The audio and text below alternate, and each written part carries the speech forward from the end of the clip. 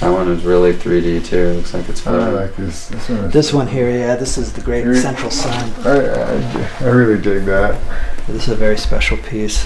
Yeah. They're holograms. This is when I had my near-death experience. When I crossed over to the other side, I saw the golden sphere of light. You know, the great ball of light that was like sacred geometry mandalas.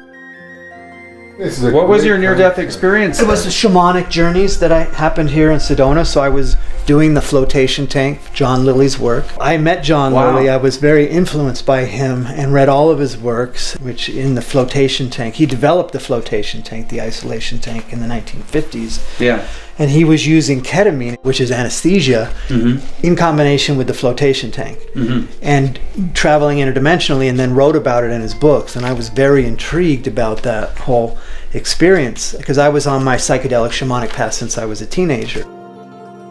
So I was so intrigued, and he was a hip guru, you know, with the dolphins, and you know, like the scientists, and everybody knows John Lilly, and then I got to meet him and do ketamine in his float tank. I did a series of ketamine journeys with sensory deprivation in the float tank, and then here in Sedona where... So you go to the astral plane? Or oh yeah.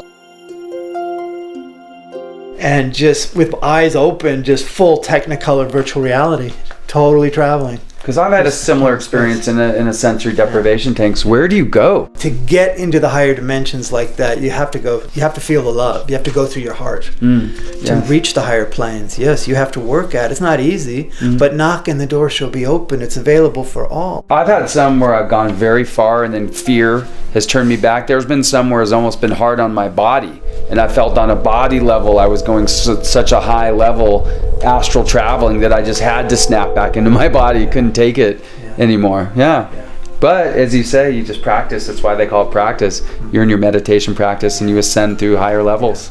So that's how I met my angels. I was doing the K journeys, and when I got out of my body, I discovered there was a group of angelic beings around me. I could see them. Wow. And so we started communicating on the other side, and they'd be waiting for me like playful spirits, dolphin, fairy, angel